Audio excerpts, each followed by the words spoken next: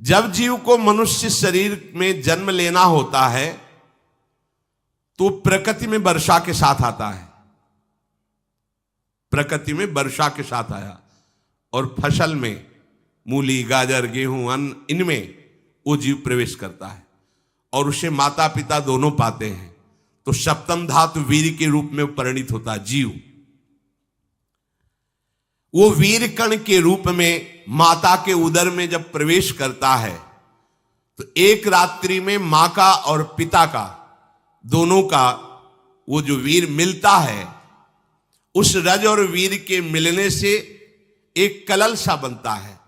5 रात्रि व्यतीत होने के बाद एक बुदबुदा सा बनता है। 10 रात्रि व्यतीत होने के बाद एक बेर की सी आकृति होती है। फिर उसके बाद उसमें धीरे धीरे मांसपेशियां बढ़ने लगती हैं। 1 महीने में उसके सिर निकल आता है, 2 महीने में हाथ पांव अंगों का विभाग होता है, तीसरे महीने में नख, रोम, अस्थि, चर्म, स्त्री पुरुष के चिन्ह प्रकट हो जाते हैं, 4 महीने में मांसादि 7 धातुएं प्रकट हो जाती है, 5वें महीने में चेतना जागृत हो जाती है। जैसे अपने चेतना, ऐसे 5वें महीने में गर्भस्थ शिशु की चेतना जागृत हो गई। जीव है पर चेतना 5 महीने बाद मां के गर्भ में जागृत। अब उसे भूख लगती है, प्यास लगती है, वहां की तापमयी जलन, पीड़ा, छोटे छोटे कीड़ों के द्वारा काटना। 6ठे मास में झिल्ली से लपटा हुआ मां की दाहिनी कोख में कीड़े की तरह तड़पता है। उस समय माता को कड़वे और खट्टे पानी की लालसा होती है, जिससे उसके अंगों में जाकर भयंकर जलन होती है। यह है भोग। वो कृमि कीड़े की तरह तड़पता है। मलमूत्र के गड्ढे में बीच में झिल्ली में बंधा हुआ वो जीवात्मा सुकुमार तो होता है, वहां के कीड़े उसे नोचते छोटे छोटे, वो तड़पता है। माता प्रसन्न होती कि जब बच्चा हिलता है, बोले है उसकी दुर्गति हो रही, वहां भयंकर कष्ट पा रहा है। ऐसा क्लेश होता है कि क्षण क्षण में बेहोश होता रहता है। माता के खाए हुए कड़वे, तीखे, गरम, नमकीन, रूखे, खट्टे, यही पदार्थ पाने की इच्छा होती है माता, क्योंकि उसको भोग भोगना है। उसके कोमल शरीर में भयानक पीड़ा होती है जब माता ऐसे पदार्थ खाती है। गर्भाशय की झिल्ली में लिपटा हुआ, आंतों और मलमूत्र से घिरा हुआ सिर, पेट की और पीठ और गर्दन एक कुंडलाकार, ऐसे कंकण जैसा, ऐसी आकृति गर्भस्थ शिशु की होती है। पिंजड़े में बंद पक्षी के समान पराधीन, ना तो वो हिलडुल सकता है ना बोल सकता है, बड़ा असमर्थ दुख को भोग रहा है, चेतना पूरी है। इसी समय भगवान द्रवित होकर उसे ज्ञान देते हैं, गर्भस्थ शिशु को, सबको। जे उसे ज्ञान होता है तो सैकड़ों जन्म के कुकर्मों से याद आते हैं, सैकड़ों जन्म के। ओहो, ये मेरे कर्म का ही फल, मैंने ऐसे कर्म किए इसलिए दुख भोग रहा हूं। बेचैन हो जाता है, कैसे निपट पाऊंगा, सैकड़ों जन्म के कर्म जमा है। अब महान अशांति उसके हृदय में, उस शरीर में भयंकर पीड़ा। कुंडलाकार शरीर है, हिल भी नहीं सकता है, बस कीड़े काटते, बड़ी तड़पन, बड़ी जलन, भूख प्यास की जलन। अब एक और भयानक जलन हुई, उसे स्मरण हो जाता है कई जन्मों के, सैकड़ों जन्मों के पाप कर्मों का। 7वां महीना आरंभ हुआ कि ज्ञान का उन्मेष हो गया। अब प्रसूति वायु उसे चला रही है, तड़पता है वो। सप्त धातु में स्थूल शरीर से बंधा हुआ वो जीव भयभीत होकर के पुकारता है, अगर कोई भगवान है तो एक बार मुझे यहां से निकाल दे। वो विनय करता है भगवान से, कोई अगर भगवान है जिसने मुझे इस बंधन में डाला है, एक बार निकाल दे, यहां से जाके केवल भजन करूंगा। जीव कहता, जंतुरुवाच तस्योपसन्नमवितुम जगदिच्छयात् नाना तनोर्भुवि चलच्चरणारविंदम सोहम ब्रजामि शरणम रकुतो भयम में येने दृशी गतिरदर्श सतोनुरूपा। हे प्रभु, मैं बड़ा अधम हूं। ये ज्ञान भगवान की तरफ से गर्भस्थ शिशु को होता है। देखो, स्वयं वो इतना कष्ट पा रहा है, फिर जब आप गर्भ हत्या करते हैं तो आपका पाप कितना बड़ा होगा, सोचो। सब माताओं से विनय है, संयम से रहो, सावधान रहो। ये हत्या ऐसी नहीं कि तुम्हारे दान पुण्य से क्षमा हो जाएगी। ये जो भ्रूण हत्या है, गर्भ हत्या है, बहुत बड़ा पाप है। आप लोग अज्ञान के कारण इसको ध्यान नहीं देते, इसे खिलवाड़ समझते हो। कितना ज्ञान है। बेटी ही मां है, बेटी ही बहन है, बेटी ही पत्नी बनती है, बेटी ही किसी के जीवन को धारण करने वाली बनती है। और आपने गर्भ में देख लिया बेटी है, तुम स्वयं मां होकर उसका साथ दे रहे हो, उसका नष्ट करने के लिए। हमारी तो बात ही समझ में नहीं आती, क्या बुद्धि भ्रष्ट हो गई। अगर पुरुष का इतना महत्व है तो बेटियां ना हो तो तुम्हारी कौन सी गति होगी, सोचो जरा। जीना मुश्किल हो जाएगा तुम्हारा। तुम पुरुष किस काम के रह जाओगे। तुम्हारा अर्धांग काट दिया जाए तो तुम कैसे होगे। ये स्त्री स्वरूप अर्धांग है। जिस घर में मां बहन नहीं है, स्त्री स्वरूप नहीं, श्मशान जैसा वो होता है। ध्यान दीजिए, ये बहुत बड़ी गलती है जो अपनी बेटियों की हत्या करते हैं। और ये वो पाप है जो अक्षम्य अपराध है। स्त्री हत्या करना शास्त्रों में बहुत बड़ा पाप कहा गया है। फिर वो तो बच्चा है, बिल्कुल नहीं। जिनसे हो गया है, श्रीमद् भागवत का सप्ताह मूल संस्कृत से सुनो और भगवान से प्रायश्चित प्रार्थना करो कि हे नाथ, भूल से गलती हो गई, दूसरा कोई उपाय नहीं। ध्यान से समझ लीजिए, तुम्हारे भ्रूण हत्या, गर्भ हत्या के पाप को नष्ट करने में एकमात्र श्रीमद् भागवत समर्थ है, दूसरा कोई नहीं। कोई दान पुण्य तीर्थ स्नान तुम्हें क्षमा नहीं कर पाएगा। यह ऐसा महापाप है। अगर हृदय में जलन करके और मूल संस्कृत के द्वारा पूरी 7 दिन में भागवत श्रवण की जाए नियम से, तो भागवत समर्थ है, इस हत्या के पाप से भी आपको मुक्त कर देगी। जिनके ऐसे हत्या हो गई हो करवा लो, नहीं तो बुद्धि आगे भ्रष्ट करके तुम्हें हरि गुरु से विमुख कर देगा। ये पाप ऐसा नहीं कि तुम्हें 2-4 माला घुमाने से क्षमा हो जाएगा। ये महत अपराध है। सबकी समझ में नहीं आता, समझ जाओ, नहीं तो आप जहां भी हो वहीं से भ्रष्ट कर देगा। ये अपराध नष्ट नहीं होगा, श्रीमद् भागवत की कृपा से नष्ट हो जाएगा। यह हमें बहुत विश्वास है। श्रीमद् भागवत सप्ताह की यह है ही महामहिम। प्रेत योनि को प्राप्त धुंधकारी को सीधे भगवत पार्षद स्वरूप देकर परम पद में आरूढ़ कर दिया। केवल 7 दिन की मूल संस्कृत एक भी श्लोक नहीं छूटना चाहिए। अगर सप्ताहिकी का पारायण हो तो इस भ्रूण हत्या, गर्भ हत्या से भी निवृत्ति मिल जाए। अब वो जीव भगवान को पुकारता है, मैं बड़ा नीच अधम हूं।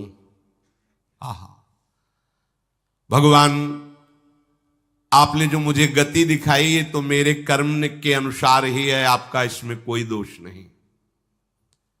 हम लोग जब कष्ट भोगते तो भगवान से कहते हैं हमने तुम्हारा क्या बिगाड़ा। भगवान ने नहीं बिगाड़ा, तू खुद देख क्या बिगाड़ लिया अपना। करो पाप आचरण। अब देखो, हमने तो जीवन में कोई पाप नहीं किया और कितने गर्भ हत्या की है, कितनी खिलवाड़ समझे हो। ये बिल्कुल भयावह चीज है। आप लोगों को नहीं, हम बार बार इसीलिए कह रहे कि भयावह वस्तु है, तुम्हें बहुत ऊंचाई से घसीट के भ्रष्ट कर देगी। बहुत होश में हो, भूल के कभी ऐसा न करना जहां तक हमारी आवाज पहुंचे, जहां तक सुनाई दे। गर्भ हत्या मत करना, संयम से रहो। इस तरह का व्यवहार मत करो कि तुम्हारा मनुष्य जन्म ही व्यर्थ चला जाए। इसमें तीनों को बराबर दंड मिलेगा। गर्भ हत्या कराने वाला, गर्भ हत्या की प्रेरणा देने वाला और गर्भ हत्या में सहयोग देने वाला, जो औषधि डॉक्टर या जो भी, तीनों को दुर्गति होगी। माता, पिता, प्रेरक और कर्ता। ऐसा नहीं कि आप डॉक्टर हो तो आपको गर्भ हत्या करने का अधिकार नहीं। आप डॉक्टर हो दूसरे के शरीर को स्वस्थ करके निरोग करने के लिए, हत्या करने के लिए नहीं।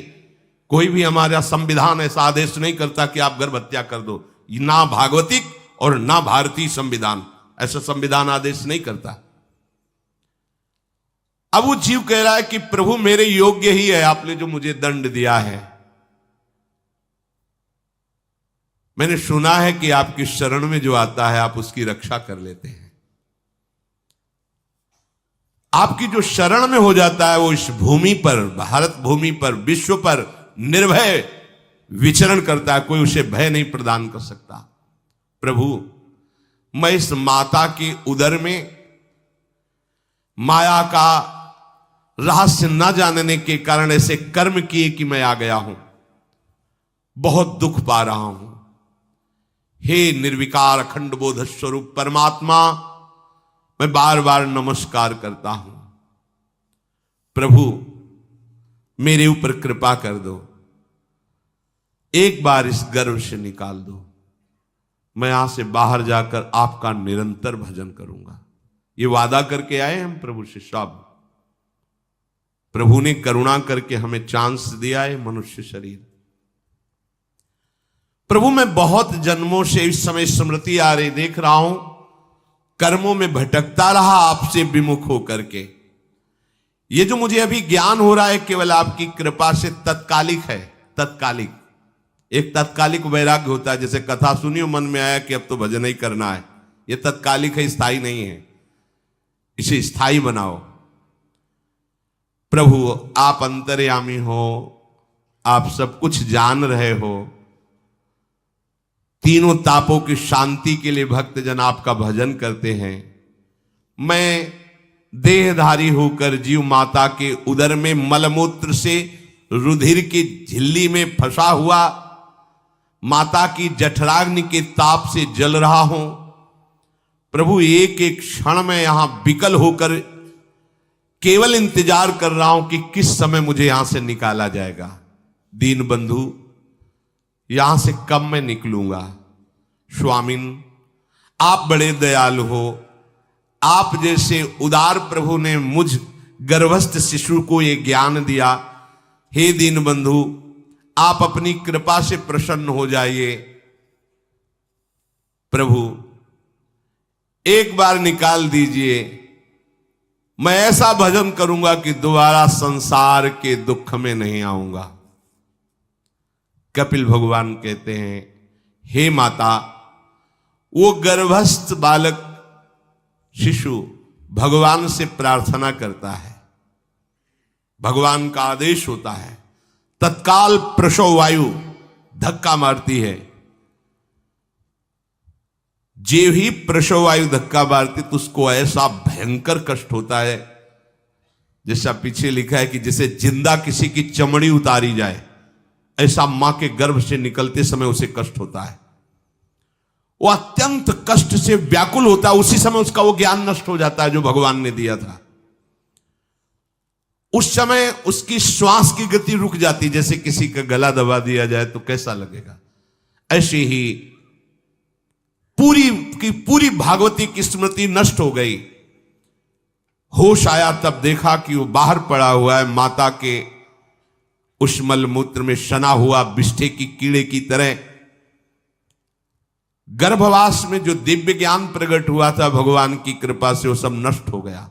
भूमि परत भा ढाबर पानी, तिम जीवे माया लपटानी। चेतन आई तो रोने लगा। वो ज्ञान कहां गया, वो ज्ञानदाता कहां गया। वो कहता कहां कहां। बोले थाली बजाओ, बच्चा हुआ है। और वो तो रो रहा है कि कहां, वो ज्ञान कहां गया जिसके बल से मैं कह रहा था कि बाहर निकाल दो, मैं आपका भजन करूंगा। सब खत्म ज्ञान। जो लोग उसका अभिप्राय नहीं समझते वो उत्सव मनाते हैं। बालक हुआ है, वो रो रहा है, वो कहां गया ज्ञान, कहां कहां कहां। छोटा बालक यही रोक कहता कहां। अभी जो ज्ञान उत्पन्न हुआ था, जो अभी भगवान का बोध हुआ था, वो कहां गया, कहां गया। घर परिवार के लोग उसका पालन पोषण करते रहते हैं, उसमें कोई निषेध करने की शक्ति नहीं हो रही। मच्छर काट रहा है, दुख हो रहा है, हटा नहीं सकता बालक। उस जीव को शिशु अवस्था में जब कपड़ों पे लिपेट कर इसे लिटाया जाता है तो इतना कोमल त्वचा होती कि कपड़े भी उसको, जैसे खुजलाहट है, पीड़ा है या जलन है, बिल्कुल कोमल त्वचा होती, कुछ नहीं कर सकता हो, बस रो सकता है। ना खुजलाने की, ना करवट बदलने की, ना उठने की कोई सामर्थ्य नहीं। बड़ा कष्ट पाता है बाल्यावस्था में, क्योंकि त्वचा बड़ी कोमल होती, दास मच्छर आदि जीव उसको काटते हैं। गर्भावस्था का कोई ज्ञान नहीं रहा, सिर्फ रोना ही रोना रह रहा। इस प्रकार उसकी बाल्यावस्था कटी, कौमार अवस्था आई, पौगंड अवस्था, इनमें वो खिलवाड़ में फंस गया। जैसे जैसे बड़ा होता जाता, चेतना, गुनगुना, ये कार, ये प्लास्टिक के ऐसे, उनमें मगन है। देखो ना छोटे बच्चों को, अज्ञानवश इसकी ये अवस्था कट गई। बड़े भाग्यशाली ऐसे भी बच्चे हैं जो तुतला के बोलते, उनकी मैया कहती राधा बोलो, राधा।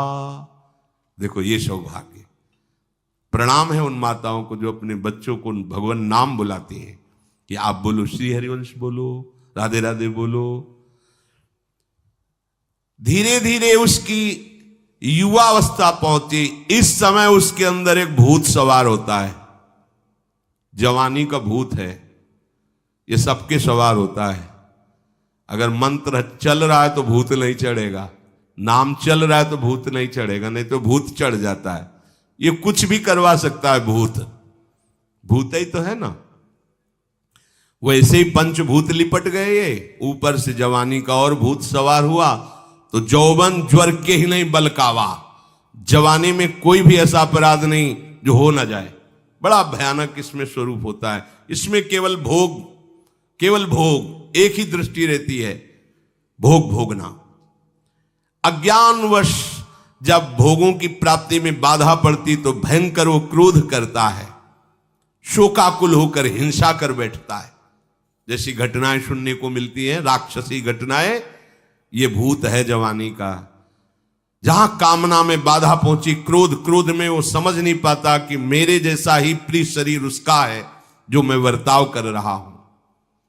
सदेहेन मानेन वर्धमानेन मन्युना करोति विग्रहम कामी कामेष्वंताय चात्मनः। जैसे जैसे देह बढ़ता जाता है, पुष्ट होता जाता है, वैसे वैसे भोग वासना और अभिमान बढ़ता जाता है। वो काम परवश होकर अपना नाश करना शुरू कर देता है। यौवन, वो फिर खोटी बुद्धि वाला वैसे ही पाप करने लगता है जिन पापों के कारण उसकी दुर्गति हुई थी, नरक आदि की, और मां के गर्भ में आया था। देहाभिमान वश निरंतर मैं करूंगा, मैंने भोगा, मैं वो भोगूंगा। उसे ये ज्ञान नहीं रहता कि मैं वादा करके आया हूं कि भजन करूंगा और इस संसार से मुक्त हो जाऊंगा, भूल गया। इसी शरीर से उसको फिर भयंकर कष्ट भोगने पड़ेंगे। इसी का नाम संसार चक्र है। अगर कहीं उसे सत्संग मिल जाए, सन्मार्ग में चल दे, तो माया भेजती है दो प्रकार के लोग उनको भ्रष्ट करने के लिए। एक जिह्वा रसेंद्री को और एक उपस्थेंद्री जनेंद्री के भोगों का समागम भेजती है। फिर ही भोगो, ध्यान रखना, शास्त्र है, सत्य एक एक अक्षर है।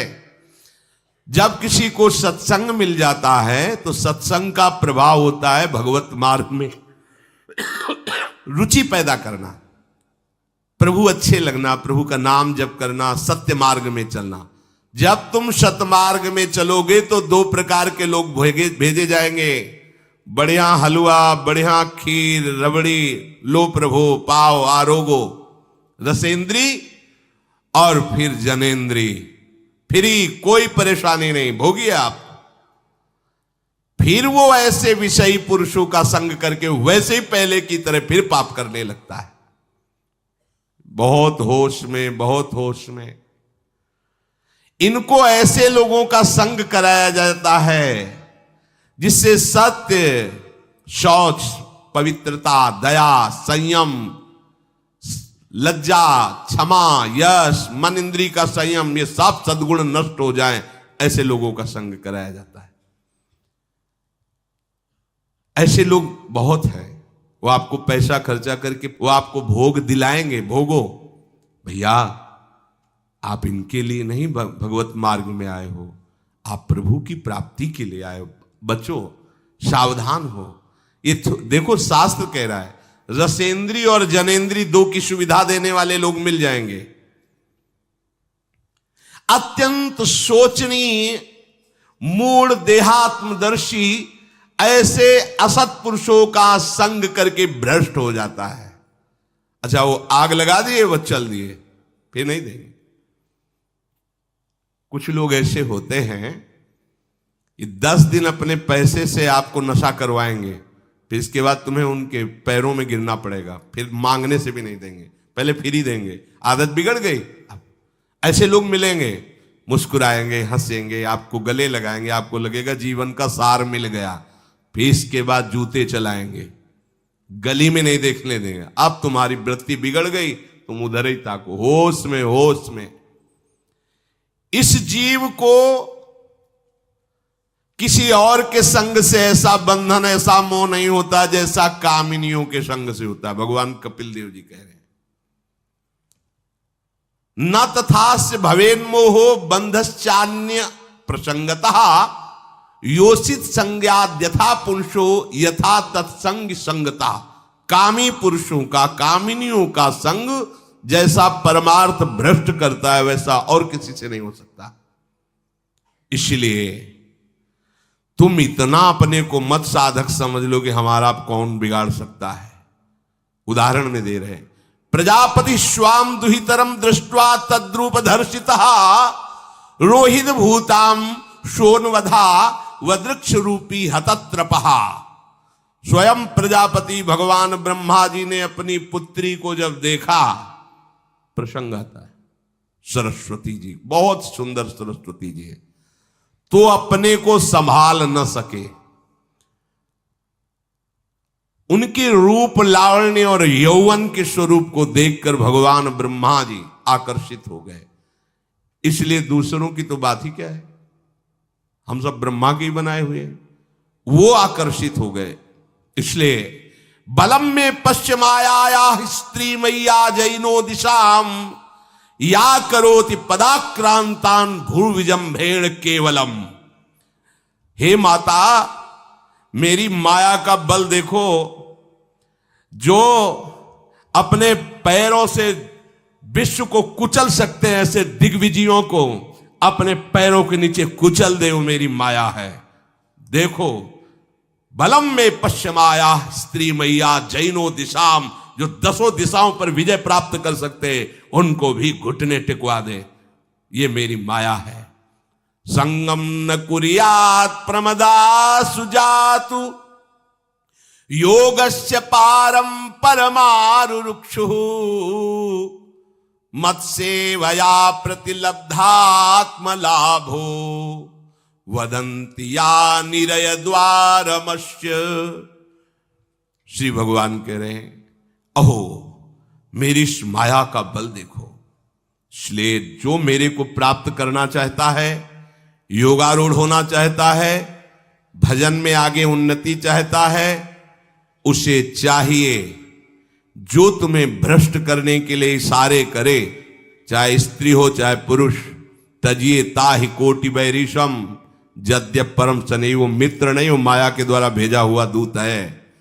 चाहे कोई भी हो, होश में तुम समझते हो कि बाजी जीत गए, भाग्य खुल गए, तरस रहे थे भोगों के लिए, मिल गए भोग। अरे नारकी गतियों से बचने के लिए तुम्हें अवसर मिला था, फिर नरक जा रहे हो। तुम समझते हो कि इसको भोग ले तो सुखी हो जाए, उसको जो भोग रहा है वो समझता है उसको भोग ले तो सुखी हो, उसको वो पूरी सृष्टि इसी भ्रम में फंसी हुई है। होश में हो जाओ। जो परम पद चाहता है, भजन करना चाहता है, ठीक से मार्ग में चलना चाहता है, उसे शब्द भगवान के याद कर लेने चाहिए। चाहे वो स्त्री हो चाहे पुरुष, जो तुम्हें गंदी बातें सिखाए, गंदी बातें दिखाए, गंदी बातें करने के लिए प्रोत्साहन दे, जाके संग कुमति मति उपजय करत भजन में भंग तजोरे मन हरि विमुखन को संग। गृहस्थ हो तो धर्म के अनुसार अपनी पत्नी मात्र में सीमित रहो। ये उद्दंडता तुम्हारा नाश कर देगी। ये जो आज नई रीतियां चल रही हैं, ये भगवान ब्रह्मा जी ने अपने पुत्रों को बुलाया। चारों युग ये पुत्र हैं भगवान ब्रह्मा के, सतयुग, त्रेता, द्वापर, कलयुग। सतयुग से कहा भाई हमने रचा है नरक, तुम्हारा स्वभाव सत्य में स्थित होना है, इसलिए हमारी आज्ञा का पालन करो कि नरक खाली भी नहीं रहना चाहिए। तो उनका पिताश्री, जब हमारा स्वभाव आपने ही रचा है तो मेरे राज्य में कोई नरक जाए, भूल चूक से किसी को नरक नहीं जाने देंगे। त्रेता से कहा तो उन्होंने कहा कोशिश करेंगे अपने बड़े भाई का अनुगमन करने की। द्वापर से कहा तो उन्होंने कहा कोशिश करेंगे आपकी आज्ञा का पालन करने की। समझना। लेकिन जब कलयुग आया तो मुस्कुरा के बोला, पिताश्री जैसे बड़े भैया ने कहा मेरे राज्य में कोई नरक मेरी जानकारी में नहीं जा पाएगा, ऐसे ही मेरे राज्य में कोई स्वर्ग या परम पद मेरी जानकारी में नहीं जा पाएगा। मैं सीधे हाउसफुल करूंगा नरक। देख लो ना, शराब पीना, व्यभिचार करना, जुआ खेलना, चोरी करना, हिंसा करना, इसके प्रधान स्थान है। ब्रह्मा जी से कहा आप चिंता मत करो, जैसे बड़े भैया कहते हैं कि हमारे राज्य में कोई नरक नहीं जाएगा, ऐसे हम आपको वचन देते हैं। अगर हमारी दृष्टि पड़ी तो न स्वर्ग जाने देंगे न परम पद में जाने देंगे। तभी महाप्रभु कहते पाए जान जगत में सब जन कपटी कुटिल कलयुगी तंचु। कलयुग ने सबको देख रखा है, सबको अधीन कर रखा है। अगर बच सकते हो तो एक हरिनाम है, राधा नाम है, जो कलयुग का प्रभाव नहीं पड़ने देगा। इसलिए होश में, चाहे वो पुरुष हो या स्त्री हो, रिश्तेदार हो, नातेदार हो, कोई हो, जिसके संग से भोग वासना बढ़े, भगवत विमुक्ता हो, दूरी बना लो, तत्काल दूरी बना लो। वो मित्र नहीं, वो भारी दुश्मन है, जो तुम्हें फिर वही दुर्गति में ले जाएगा जो गर्भ में वादा किया वो नहीं कर पाओगे। भगवान कह रहे मैं इसलिए मना कर रहा हूं कि ये खुला हुआ नरक का द्वार है। वदंती या निरय द्वारम अश्य, निरय माने नरक का द्वार, अश्य माने ये भोग विलासिता खुला हुआ नरक का द्वार है। इसका भाव यह है कि इसमें सुख तो है नहीं, सुख भासता है। भासना और है में अंतर है। जैसे रेत में हम देखते हैं सूर्य की किरणें पड़ने पर निर्मल जल भासता है, और प्यास के कारण हम दौड़े तो वहां बालू ही मिलेगी, फिर आगे भासता है, फिर भागे तो फिर भागने से प्यास बढ़ती जाती है, पानी मिलता नहीं। ऐसे ही परस्पर आकर्षण में सुख भासता है, होता नहीं। जब हम उसको स्वीकार कर लेते हैं तो एक मन में उदासी आती कि यहां वो तो मिला नहीं जो चाह रहे थे, तो वो दूसरा दिखाता है, वो आगे, वो उधर गया, तो फिर वो पूरा जीवन नष्ट हो जाता है। और मिला नहीं क्योंकि है नहीं, भासता है, सुख भासता है नहीं। प्रभु में सुख भासता नहीं, प्रभु में सुख है, भासता नहीं है। इसलिए जो भासता में लगे वो प्रभु में नहीं लग पाते, क्योंकि यहां भासता नहीं है, वहां भास रहा है, और है नहीं। यहां है, भास नहीं रहा है तो है का परिचय नहीं है, इसलिए वो यहां लग। और जो लग गया तो नाच नाच के मीरा जी कहती पायो जी पायो मैंने राम रतन धन पायो। पति है। प्रथम रात्रि में मीरा जी ने राणा साहब से कहा कि आप हमारी बात शायद समझ सकते हो, आप हमें स्पर्श मत करना। मैंने सुहाग गिरधर के नाम का भरा है, मैं तुम्हारी पत्नी नहीं हूं। लोक व्यवहार के कारण तुम पति रूप में आए हो, तो मैं चाहती हूं कि तुम मेरा सहयोग करो। मैं एक पतिव्रता हूं गिरधर की। मेरे तो गिरधर गोपाल बैठे थे एक ही सैया में, उतर के चरणों में बैठ गए। मीरा जी के चरण पकड़े के अहो भाग्य, मुझे ऐसे सौभाग्य मिला कि आपका पति होने का। एकांत में आप हमारी गुरु होंगी और समाज में आप पत्नी का स्वांग करेंगी, जिससे आपको विक्षेप नहीं पड़े। आजीवन निर्वाह किया, एकांत में गुरुवत मीरा जी के प्रति व्यवहार करते राणा साहब, और व्यवहार में मीरा जी पत्नी जैसा व्यवहार में बाहर, और अंतर में ऐसी सदगति हुई राणा की जो बड़े बड़े योगियों को दुर्लभ है। वो मीरा जी जीवन में कभी भी किसी भोग को स्वीकार नहीं किया। गिरधर के रंग राची, सब भोग चरणों में लुट रहे थे। सोचिए, राज परिवार में ब्याही गई, क्या था, किसी भी सुख की आकांक्षा नहीं। यह है रंग श्री हरि का। है नहीं ना उनमें सुख, जो है सुख वो मिल गया तो फिर भासने की तरफ क्यों बढ़ेगा। इसलिए ये जो मेरी माया है, ये मित्र बनकर पहले सेवा के बहाने से धीरे धीरे पास आती है। आती है का शब्द माया के लिए है, वो किसी भी रूप में होगी। माया का कोई रूप नहीं आज तक वर्णन किया गया, कोई भी रूप हो, वस्तु, व्यक्ति, स्थान, घटना, कुछ भी। उपासक जब समझ नहीं पाता तो वही उसके नाश का कारण बन जाती है। बहुत सावधान, हमें नहीं पता किस रूप में आएगी। जिनको पता है हम उनको अपने पास रखें। वो है नाम, राधा राधा, फौरन पता चल जाएगा आपको पक्का। ये ठीक नहीं, नहीं बहुत श्रद्धा, नहीं बिल्कुल हटो, बिल्कुल हटो, अंदर से बिल्कुल हटो। नहीं तो कोई समझाने वाला थोड़ी था बचपन से हमें कि भाई पास कोई हो, यही नाम। जहां कहीं कोई प्रियता, कहीं आश्रमों में कहीं कुछ समझ में, हटो हटो हटो, ये नाम हटाते हटाते हटाते जहां लगाना चाहिए वहां लगा दिया। नाम अगर है अंगरक्षक तो तुम्हें माया से बचाता रहेगा, क्योंकि जिनकी माया है उन्हीं का नाम है। वो खूब अच्छे से जानता है, माया को पहचानता है। नाम आप नहीं पहचानोगे पक्का, क्योंकि वो बाहर से ही नहीं आती, वो अंदर से भी आती है। ये सब माया के ही पार्षद है, मन बुद्धि चित्त अहंकार सब माया में है। नाम चलेगा तो अंदर और बाहर दोनों जगह सुरक्षित रखेगा। पकड़ लीजिए, वो तिनके में ढके हुए कुएं के समान होती है। पता नहीं चलता कि कितना गहरा कुआं है, ऊपर से तिनके से ऐसा लगता भूमि, जेब पैर रखा गिर गए कूप में, अब निकल नहीं सकते। जब मेरी माया में आसक्त हो जाता है तो अंत समय फिर उसी माया का स्मरण आता है। वही सब मैं और मोर तोड़ते हैं। अब वो फिर उसी चिंता से फिर वही फंस गया, फिर वही दुर्गति प्रारंभ। तो हे माता, जो हरि से विमुख हैं उनका ये चक्र चलता रहता है। पुनरपि जननम पुनरपि मरणम पुनरपि जननी जठरे शयनम। इसलिए मुमुक्षु उपासक को चाहिए कि ना कोई भय स्वीकार करो, डरो मत माया से। देखो भगवान के वचन, ना किसी के सामने दीन हो। भक्ति की दैन्यता अलग है, विषयों की दीनता नहीं। ये साधु में कभी नहीं हमने देखा, किसी भी साधु में ये नहीं। साधु है ये नहीं होगा जब मर जाए पक्का, और साधुता नहीं है तो फिर इतना ही है, फिर और रही क्या गया है। फिर साधुता में ये तो नहीं होता पक्का। हम कहते हैं बहुत हजारों संतों से मिले, ये नहीं होता। अरे रिद्धियां सिद्धियां मारी घूमती पीछे, वो हाथ फैलाएंगे। हाँ, आचार्य आदेश के कारण रोटी मांगते हुए बड़े बड़े सिद्धों को देखा गया है।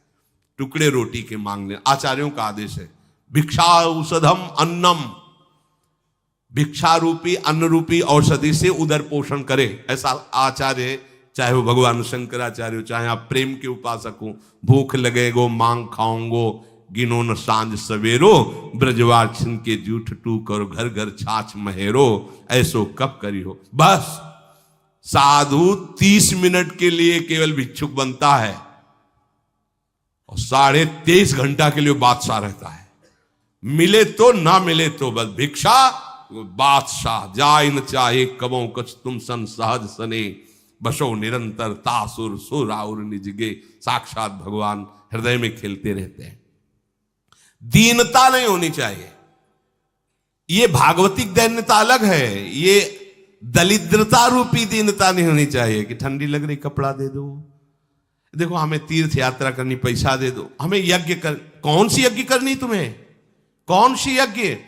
श्वासों को बोलो राधा राधा राधा, एक एक श्वास की आहुति, इससे बड़ी कोई यज्ञ होगी? पूरा जीवन समर्पित, इससे बड़ा कोई तीर्थ होगा? अरे जहां चरण रख दे वहां तीर्थ प्रकट हो जाए, ऐसी भक्ति की महिमा होती। तीर्थ ही कुर्वन्ति तीर्थानि। ये दीनता नहीं होती साधुओं में, पाखंड में होती। दीनता साधुता में नहीं होती। इस विषय की ये दे दो बाबूजी, अरे धिक्कार है, धिक्कार है। कहा वह मोर दासा करे तुच्छ नरन के आशा, तो कहो कहां रहा विश्वासा। जिसने बिना किसी सहयोग के एक सेकंड में अनंत ब्रह्मांडों को रच दिया, वो हमारे स्वामी है। इसके बाद तुम ऐसे मांगते घूमो, कहां दासता रही? भय, जिसके भय से मृत्यु भी भयभीत होकर काम कर रही, जिसके भय से सूर्य चंद्र प्रकाशित हो रहे, जिसके भय से पृथ्वी जल में नहीं डूब रही, वो हमारा स्वामी है। फिर हमें भय किससे? मोह, चराचर जगत मेरे प्रभु का अंश, बस इस बात से प्रीति है। कोई शारीरिक संबंध से नहीं, माता पिता भाई बंधु नहीं। हमारा संबंध नाते नेह राम के मनियत सुरत सुदेव, जहां लो जितने भी संबंध है केवल आराध्य देव के संबंध से। बस निसंग भाव से वो फिर भगवत प्राप्त हो जाता है। ये सावधानी रखनी। निसंग भाव, कोई मित्र नहीं, कोई शत्रु नहीं। इस माया में संसार से मुक्त होने का यही उपाय है। भय नहीं, दीनता नहीं, मोह नहीं, किसी का संग नहीं, और अपने श्यामा श्याम श्यामा श्याम श्यामा श्याम, उनके नाम की, उनके आश्रित। वो आगे से आगे ऐसा दुलार करते हैं, आपको सोचना ही नहीं पड़ेगा। जैसे माँ को पता है बाल भोग कब कराना है बच्चे को, कौन सी पोशाक धारण करानी है, कहाँ उसको खेलने ले जाना है, ऐसे ही हमारे प्रियालाल को पता है ये दास है, इसको कब क्या। सच्ची मानिए, आगे से आगे व्यवस्था उनकी। आश्चर्य में हो जाओगे आप जब अपना अहंकार उनको समर्पित कर दोगे। हम अहंकारी जीव अपने अहंकार के कारण धक्का खाते घूम रहे। नहीं, अखिल कोटि ब्रह्मांडों का सृजन करने वाला प्रभु है। 4 लाख योजन का एक पहाड़ केवल है, सोने का प्योर सोने का, मिलावट नहीं। 4 लाख योजन, एक योजन 4 कोस, एक कोस 3 किलोमीटर। कितना एक से एक रत्न इस पृथ्वी में है। ऐसे मालिक के गुलाम हो, ऐसे हाथ फैलाते घूमो। राधा राधा। इस शरीर को बहुत ध्यान से सुन लो। जो इस शरीर को निक्षेप माने धरोहर होता है, धरोहर की भांति। जैसे हम तुम्हें दे दें कि 500 रुपये रख लो, हमें जब काम लगेगा ले लेंगे, तो 500 रुपये रखे आपकी जेब में, लेकिन आप कभी उसे अपना नहीं मानेंगे।